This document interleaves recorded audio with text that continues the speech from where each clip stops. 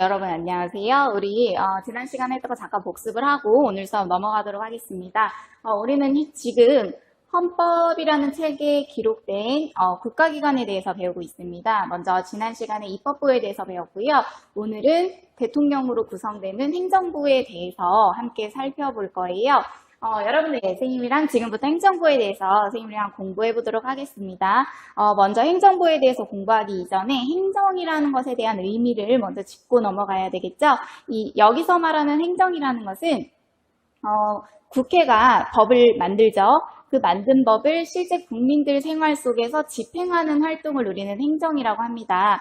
가장 간단한 예로 어린이 보호구역이라는 법을 국회에서 만듭니다. 그렇게 되면 실제 어린이 보호구역의 법을 집행하는 기관이 필요하겠죠. 그곳이 바로 행정부인데요. 실제 도로에다가 어린이 보호구역이라는 문구를 쓰기도 하고 그리고 과속한 차량을 잡아내기 위해서 관련된 과속방지 그런 카메라를 설치하기도 하고요.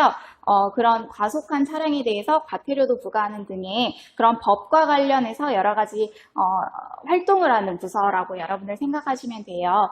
그래서 우리 생활과 국민들의 생활과 가장 밀접한 관련이 있는 그런 국가기관이 바로 행정부입니다. 그래서 교육과 관련해서 그리고 환경과 관련해서 국방과 관련해서 고용과 관련해서 엄청나게 많은 법들이 있잖아요. 그 법을 실제로 국민들 생활 속에서 계속 집행하는 역할을 한다라고 보시면 돼요. 그래서 오늘날 어떻게 보면 입법부나 사법부보다도 훨씬 많은 역할을 하고 엄청나게 비대해진 그런 국가기관이라고 보시면 되고요.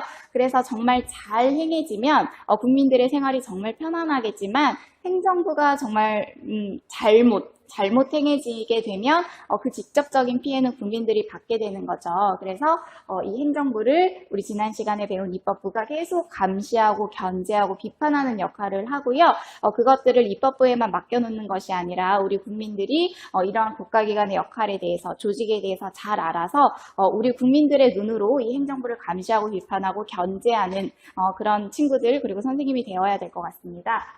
그러면 행정작용을 담당하는 국가기관을 우리는 행정부 또는 정부라고 표현을 합니다. 자, 그럼 행정부의 조직에 대해서 한번 살펴보도록 할게요. 우리나라 행정부의 최고장은 대통령입니다. 그 대통령 밑에 국무총리가 있고요. 현재 지금 대통령은 문재인 대통령, 그리고 국무총리는 정세균 국무총리입니다. 그리고 우리 대통령은요, 임기가 5년입니다. 그래서 실제 5년마다 새로 선거를 통해서 우리 대통령을 선출을 하게 됩니다. 자, 국무총리 그리고 그 밑에 행정각부라고 표현을 합니다. 여러분들 행정 분야가 엄청나게 다양하다라고 했잖아요. 그래서 한 부서에서 모든 행정부의 일을 맡는 것이 아니라 각자 부서가 다 나뉘어져 있어요. 그 부서마다 역할이 모두 달라요. 그 역할을 여러분들 이름을 보면 알 수가 있는데요. 예를 들어서 교육부, 그리고 법무부, 문화체육관광부, 보건복지부, 여성가족부, 그리고 중소벤처기업부라는 부서도 있습니다. 그래서 밑에 되게 다양한 행정각부가 존재를 하면서 다양한 행정일을 집행한다라는 거, 이 다양한 행정각부의 장을 우리는 장관이라고 표현을 합니다. 그래서 여러분들 그냥 간단하게 선생님이 사진을 가지고 왔는데요. 이번에 코로나 사태로 정말 등교 계약이 계속 미뤄지면서 가장 많이 등장했던 장관이죠. 윤해 교육부 장관. 여러분들 얼굴 기억해 놓으시면 될 것 같고요. 교육과 관련한 일을 하는 그런 부서겠죠. 그리고 여러분들 여기에 고용노동부, 우리 근로3권 배웠죠. 그래서 선생님이 특별히 고용노동부 장관의 얼굴도 가지고 왔습니다. 그리고 여성가족부 같은 경우에는 여러분들 여성과 관련한 정책들, 그리고 아동과 관련해서 또 가족과 관련한 그런 정책들을 펴는 기관인데요. 특별히 여러분들이랑 가장 많이 아는 여성가족부의 정책 중 하나가 셧다운제죠. 그래서 청소년의 게임 중독을 방지하기 위해서 밤 10시 이후로는 게임을 금지하는 그런 정책들을 여성가족부에서 펼치고 있고요. 선생님 되게 특이한 중소벤처기업부라는 것 있더라고요. 그래서 찾아보니까 중소기업을 진흥하기 위해서 있는 부서더라고요. 그리고 여러분들 통일부, 외교부 해서 각 부라고 표현을 합니다. 행정각부에서 그 역할에 만든 행정정책들을 집행하는 부서다라는 거 기억하시면 될 것 같고요. 밑에 함께 정리 한번 해보겠습니다. 대통령이란 행정부의 최고 책임자라고 여러분들 쓰시면 될 것 같습니다. 네, 그리고 우리 대통령을 행정부 최고 책임자, 여러분들 다 적으셨죠? 행정부의 짱이라고 여러분들 생각하시면 되고요. 그리고 밑에 국무총리는 대통령을 도와서 밑에 여기 행정각부라고 선생님 설명했죠? 각이라는 건 낱낱이 하나하나의 부서를 합친 걸 행정각부라고 표현합니다. 행정각부에 있는 장관들을 통솔하고 지휘하고 또 조정하는 역할들을 하는 분이 국무총리고요. 또 대통령이 사고를 당해서 그 직무를 수행할 수 없게 될 때 그 국무총리가 대통령의 역할을 대신한다라는 거 되게 중요한 그런 자리입니다.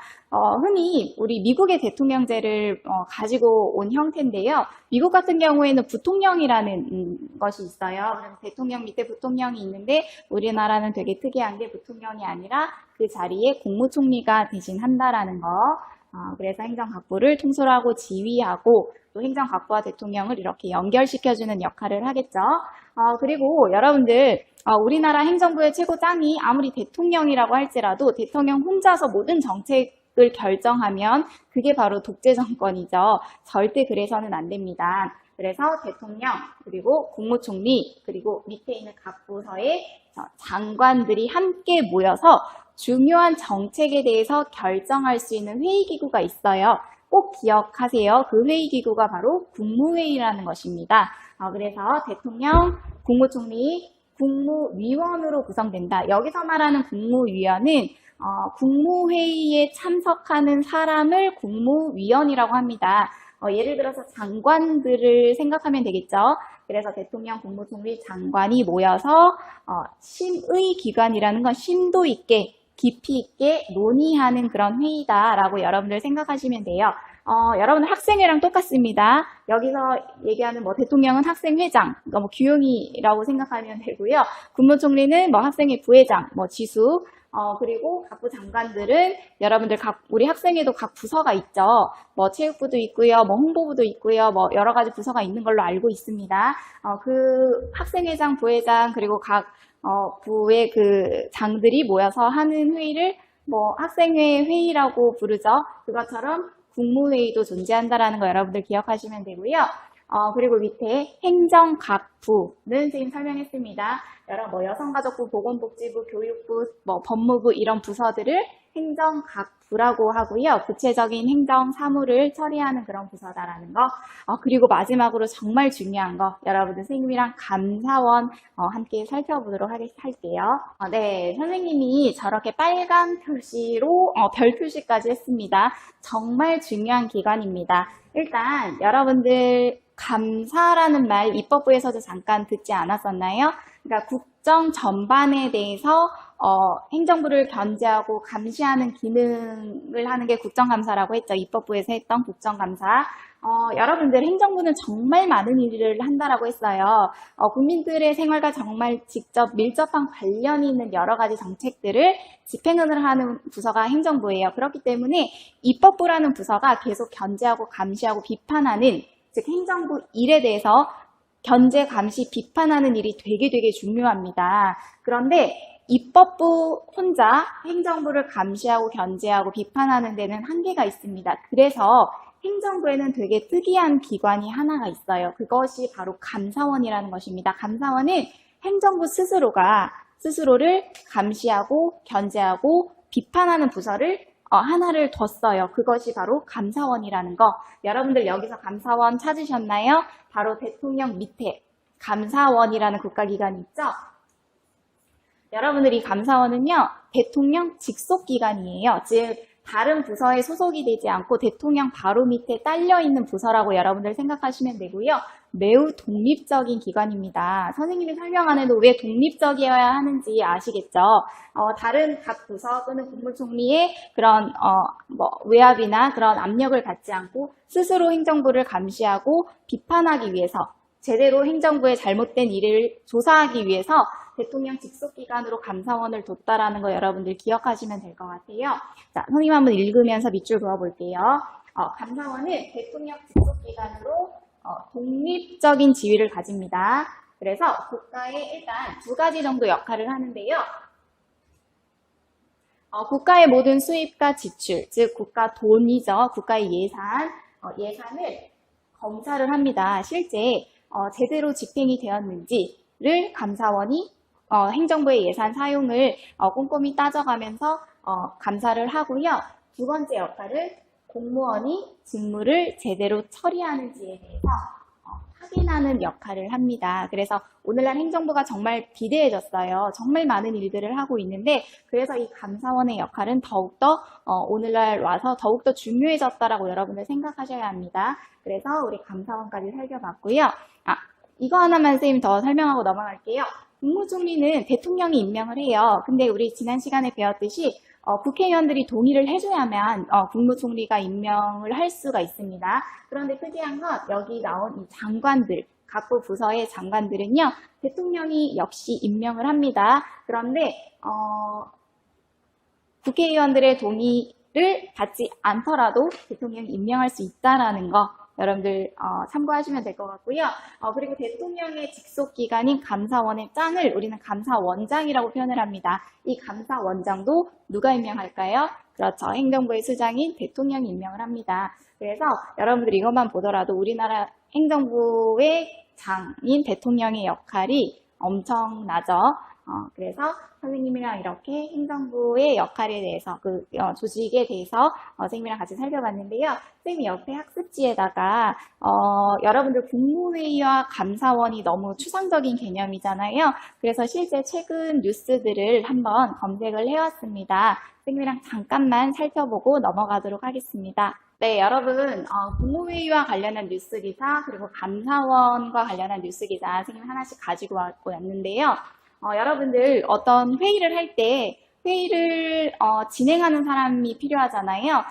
국무회의도 마찬가지입니다. 학급회의를 진행하는 사람은 뭐 학급회장, 그리고 학생회의 회의를 또 이끄는 사람은 학생회 회장이죠. 즉 국무회의를 이끄는 사람은 누구일까요? 그죠? 의장은 바로 대통령입니다. 그래서 문재인 대통령이 국무회의를 이끌면서 했던 발언에 대한 그런 뉴스 기사인데요. 문 대통령은 이날 오전 청와대에서 국무회의를 주재한 국무회의에서 이런 발언을 했다라고 합니다. 즉 우리 등교와 관련해서 되게 불안했잖아요. 그래서 불안이 가시지 않는 상황 속에서 아이들을 학교에 보내는 부모님들의 무거운 마음을 잘 알고 있습니다. 정부의 마음도 이와 같습니다. 이렇게 말을 했다라고 합니다. 학교에서 안전수칙을 철저히 지키는 것과 함께 학교 밖에서도 방역을 소홀함이 없어야 할 것입니다. 라는 그런 뉴스 기사를 선생님이 가지고 왔습니다. 그래서 이번 코로나 사태로 인해서 행정부에서 특히 뭐 보건복지부나 이런 부서에서 해야 될 일이 정말 많아졌겠죠. 방역 수칙도 만들어야 되고요. 국민들의 안전을 위해서 여러 가지 정책들을 펼쳐야 되는데 그럴 때마다 이런 국무회의를 통해서 대통령, 국무총리, 각부 장관들이 여러 정책에 대해서 함께 결정을 했겠죠. 그리고 감사원 선생님 되게 중요하다라고 했습니다. 독립된 기관으로서 행정부가 스스로 감시하고 견제하고 비판하는 그런 역할을 하는 국가기관이라고 했습니다. 이번에 감사원에서 이제 지적된 사항이 뉴스 기사로 나온 것이 있어서 발췌를 해왔는데요. 전국 각급 학교 절반은 1급 발암물질인 성명 관리가 되게 부실한 것으로 드러났대요. 그래서 실제 이번에 교육부, 여러분 행정각부의 교육부 있죠? 교육부 밑에 예를 들어 교육청, 교육지원청, 학교까지 교육부 관할인 거죠. 교육부와 감사 청구 대상 학교 21곳을 감사를 했대요. 실제 이런 행정일이 잘 집행되고 있는지, 성면, 발암물질 여러분들 성면에 대해서 잘 알고 있죠. 그래서 우리 학교 천장도 보면 성면이 검출되는 그런 천장들이 있대요. 이 성면이 위험한 이유는 암을 일으키는 발암물질을 포함하고 있어서 되게 위험하다고 하는데요. 실제 이런 성면 관리가 제대로 되고 있는지를 감사원이 감시를 했다라고 해요. 그 결과 지난해 2월 기준 전국 유초중고와 특수학교 등 2만 805개 학교와 거의 9,936개 학교에 생면 건축물이 존재하며 성면의 위해성 등급 중 높은 등급이 1개 학교, 중간 등급은 53개 학교가 있는 것으로 나타났다. 그래서 성면 관리가 잘 되고 있는지 그리고 이런 것들에 대해서 감시를 한 그런 뉴스 기사를 선생님이 가지고 왔습니다. 그래서 오늘 여러분들 많은 것이라고 하면 많은 것일 수 있고요. 적다고 하면 적은 양일 수도 있는데요. 행정부에 대해서 공부를 했습니다. 행정부의 장은 대통령, 그리고 국무총리, 그리고 각 부서의 장은 각부 장관, 함께 하는 회의를 국무회의, 그리고 행정부가 너무 많은 역할을 하죠. 여러 가지 정책들을 집행하는 부서이기 때문에 입법부가 견제하는 그런 역할도 있고요. 그리고 행정부 스스로 감시하고 비판하는 그런 대통령의 직속기관이 있다라고 했는데 감사원에 대해서 감사원 두 가지 역할, 행정부가 사용한 그런 예산이 제대로 집행이 됐는지를 검사하는 역할도 하고요. 또 공무원이 그 해당 업무를 제대로 처리하고 있는지도 감시한다라고 했죠. 그래서 오늘 배운 내용 여러분들 꼭 한번 다시 확인하시고 선생님이랑 다음 시간에 우리나라 정말 행정부의 짱, 대통령의 역할이 무궁무진합니다. 그 역할에 대해서 선생님이랑 다음 시간에 공부하도록 하겠습니다. 네, 여러분 안녕하세요. 오늘은 행정부의 두 번째 시간입니다. 그래서 지난 시간에 행정부의 조직을 살펴봤다면 오늘은 그 행정부 최고 책임자인 대통령의 역할 두 가지에 대해서 각각 나눠서 살펴보는 시간으로 가지겠습니다. 지난 시간에 했던 거 잠깐 복습을 하고 넘어가겠습니다. 여러분들 행정부의 조직 함께 살펴봤었죠? 우리나라 행정부의 최고 책임자는 대통령입니다. 그 대통령 밑에 국무총리, 그리고 그 아래 각 부서가 있었죠. 행정 각 부, 되게 다양한 일을 나누어 맡아서 했습니다. 행정 각부의 이름을 보면 그 부서에서 어떤 역할들을 하는지 여러분들 알 수 있을 거예요. 그 행정 각부의 장을 우리는 장관이라고 불렀습니다. 그리고 여러분들 중요한 거 대통령, 국무총리, 그리고 이런 장관들 국무위원으로 구성하는 행정부 최고의 심의기관 해서 이들이 함께하는 회의를 우리는 국무회의라고 했고요. 그리고 행정부 되게 많은 일을 한다라고 했어요. 역할이 엄청나게 비대해지면서 입법부도 행정부를 감시하고 비판하지만 행정부 스스로가 스스로를 감시하고 비판하는 그런 기관이 있어야 된다라고 선생님이 얘기를 했었죠. 그래서 대통령 바로 밑에, 대통령 바로 아래 딸려있는 직속기관인 바로 감사원에 대해서도 우리 살펴봤습니다. 자, 오늘은 여러분들 정말 중요하다고 생각을 합니다. 선생님은 우리나라 최고 행정부의 최고 책임자가 바로 대통령인데요. 대통령을 좀 두 가지 역할로 나누어 살펴보면 좋을 것 같아요. 먼저 대통령의 역할에 대해서 살펴보기 전에 우리나라 헌법에 대해서 선생님이랑 잠깐 언급하고 넘어가겠습니다.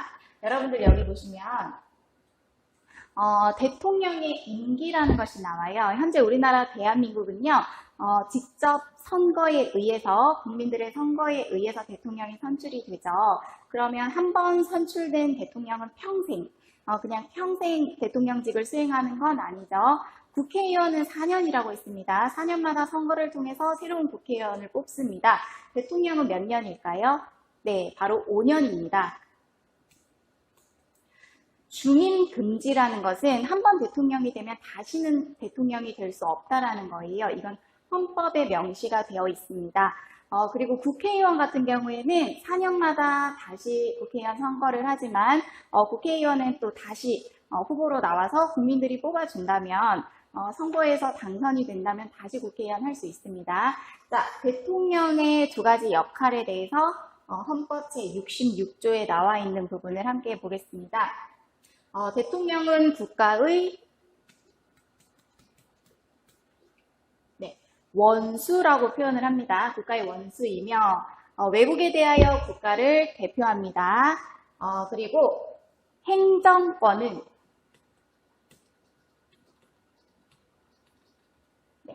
행정권은 대통령을 수반으로 하는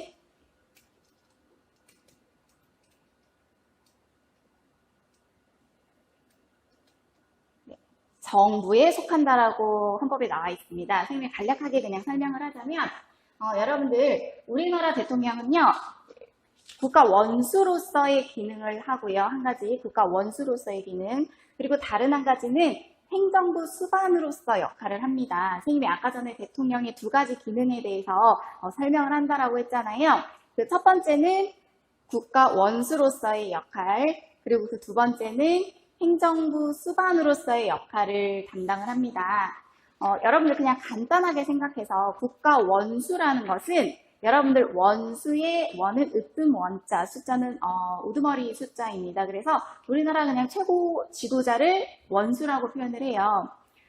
그래서 이 국가 원수일 때의 역할은 우리나라를 대표해서 어떤 외교 활동을 한다거나 아니면 입법부, 행정부, 사법부 이 국가기관 모두를 통틀어서 우리나라를 뭔가 대표할 때 국가 원수라는 표현을 쓰고요.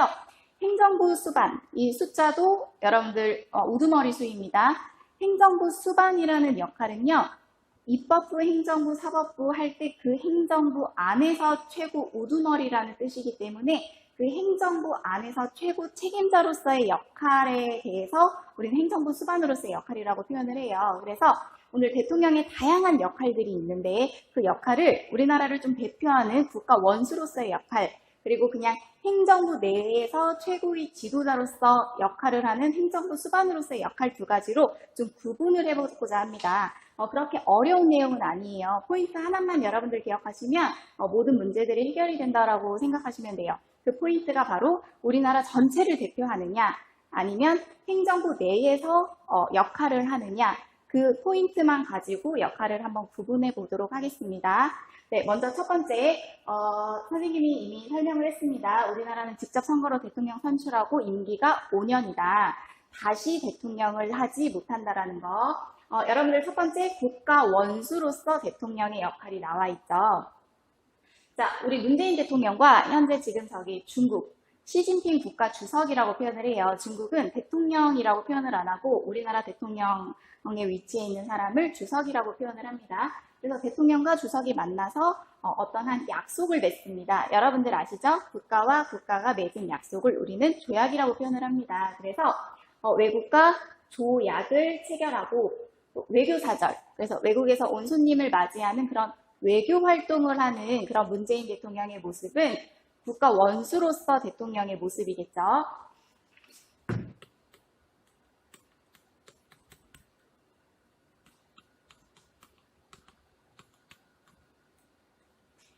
조약을 체결하고 우리나라를 대표해서 외국에 나가서 외교 활동을 하는 행동, 즉 입법부, 행정부, 사법부 각각의 그 국가기관 안에서의 역할이 아니라 뭔가 입법부도 대표해야 되고 사법부도 대표하고 행정부도 대표하고 우리나라 전체를 대표해서 외국에 나가는 활동들을 우리는 국가 원수로서의 역할이라고 이야기를 합니다.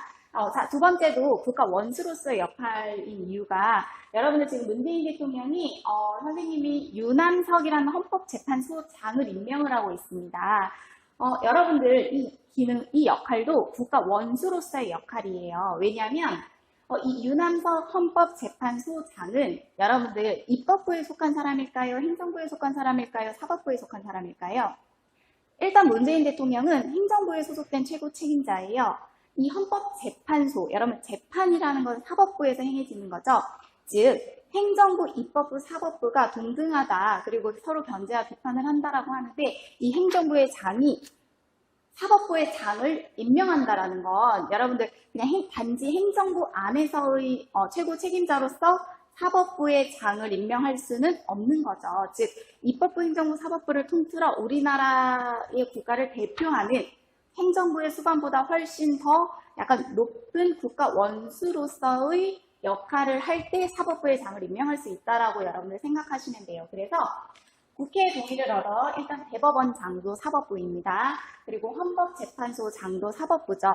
그리고 감사원장은 아까 배웠던 행정부, 우리 대통령 바로 밑에 직속기관이었던 그 감사원장 등을 임명할 수 있는 그런 역할을 하는 이 대통령의 역할은 국가 원수로서의 대통령의 역할이라는 거 꼭 기억하시면 될 것 같아요.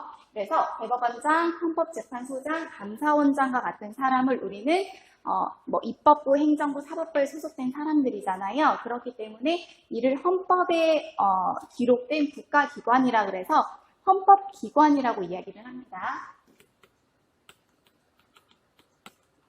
즉, 헌법기관, 즉 입법부, 행정부, 사법부의 그 사람들을 임명할 수 있는 권한은 국가 원수로서의 대통령의 역할이라는 거 꼭 기억하시면 될 것 같고요. 그리고 세 번째, 여러분들 대통령은요, 헌법 개정안을 제안할 수 있어요. 즉, 헌법이라는 건 우리나라 최고의 법입니다. 그런데 이 헌법을 바꾸는, 개정이라는 건 바꾸는 거죠. 어떤 식으로 바꿨으면 좋겠다라는 것을 제안할 수 있는 권한도 단지 행정부의 짱으로서의 권한이 아니라 우리나라 전체를 대표하는 국가 원수로서의 역할이라는 거. 그래서 여러분들 법은 국회의원이 만들죠. 법도 개정이 되고 제정이 되듯이 헌법 역시 세월이 변하고 시대와 상황이 변하면 당연히 바꿔야 되죠. 그래서 우리 대통령은 헌법을 이렇게 바꿨으면 좋겠다라는 개정안을 국회에다가 제안할 수 있습니다. 이것은 단지 행정부의 장으로서 역할을 하는 것이 아니라 우리나라 전체를 대표하는, 우리나라 최고의 법이니까요. 우리나라 전체를 대표하는 국가 원수로서의 역할이라고 생각하시면 되고요. 네, 여러분, 국민투표라는 것은 뭐냐면 국가의 중요한 정책을 결정해야 될 때 그냥 대통령이 국무총리와 장관들 함께 모여서 국무회의라고 했죠. 국무회의를 통해서 어떤 중요한 정책을 결정하는 것이 아니라 직접 국민들에게 그 정책에 대해서 찬성하는지 반대하는지에 대해서 묻는 것을 말합니다. 예를 들어서 이번에 코로나 사태 있었잖아요. 그래서 코로나가 장기화되면서 국민들의 생활이 어려워지자 그러면 국민들의 생계를 위해서 긴급 재난지원금 같은 이런 제도, 정책을 국민들 너네 찬성하냐 반대하냐. 어차피 국민들 주머니에서 세금에서 나가는 돈이기 때문에 국민들에게 찬성 반대 여부를 물어서 정책을 시행할 수 있겠죠. 이 국민투표를 물을 수 있는 권한도 대통령에게 있습니다. 그래서 이 국민투표를 물을 수 있는 권한도 국가 원수로서의 대통령 기능이라고 보시면 되고요. 자, 그리고 여러분들 되게 어마무시한 기능입니다. 실제 헌법에 보장되어 있는 기능이기도 하고요. 지금 문재인 대통령도 충분히 행사할 수 있고 그 이전에 있는 대통령들에게도 부여된 권한입니다. 여러분들 긴급명령권과 계엄선포권이라는 것이 있습니다. 선생님 이거 잠깐 설명을 할게요. 자, 긴급명령권이라는 건 정말 긴급하게 대통령이 명령을 한다라고 여러분들 생각하시면 돼요. 즉 비상사태여야 합니다. 예를 들어서 천재지변이 일어나서 그리고 또는 전쟁 같은 이런 비상사태가 일어나서 여러분들 이 비상사태가 일어났을 때는 가장 첫 번째 해야 될 것이 빨리 이 비상사태를 해결하고 국민들의 생활을 안정시키는 것이 가장 급선무겠죠. 그런데 국민들의 생활을 안정시키려다 보니까 빨리 국회의원들이 모여서 관련된 법을 만들어야 되는데 천재지변이 일어났어요. 전쟁이 일어났어요. 국가의 비상사태가 발생했어요. 그런데 이 국회의원 300명이 모여서 이 본회의를 연다라는 것 자체가 불가능한 상황이 벌어질 수 있습니다. 그러면 그럴 때 모두가 손을 놓고 이 안정된 생활을 위해서 모두가 손을 놔야 한 건 아니잖아요. 그때 대통령이 행사하는 것입니다. 쌤 정리를 하자면 국가의 천재지변이나 비상사태가 일어나서 국회의원들이 모여서 회의를 통해서 법을 만들 수 없는 그런 정말 긴급한 상황일 때 대통령이 명령을 합니다.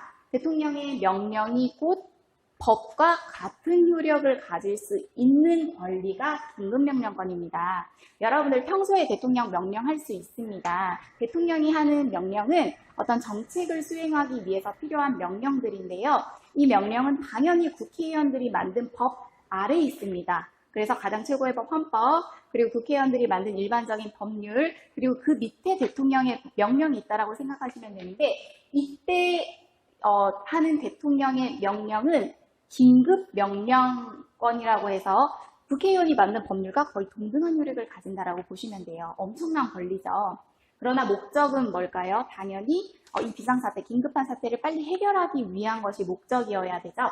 자, 두 번째, 계엄선포권 선생님 설명해 보겠습니다. 여러분들 계엄이라는 것도 역시 국가의 긴급한 사태가 발생했을 때만 사용할 수 있는 권리입니다. 예를 들어서 전쟁이 일어났다고 생각해 보세요. 여러분들 전쟁이 일어났을 때는 가장 급선무가 당연히 빨리 전쟁을 종료를 시키고 국민들이 편안한 생활을 유지하게 하기 위한 게 가장 급선무잖아요. 그럴 때 이 계엄을 선포를 합니다. 계엄을 선포하게 되면 현재는 입법권, 행정권, 사법권이 세 개의 권력이 삼권 분립 모두 나누어져 있죠. 그래서 서로 견제하고 비판하고 있는데 여러분들 이 계엄 선포권이 행사가 되게 되면 실제 어떻게 되냐면요.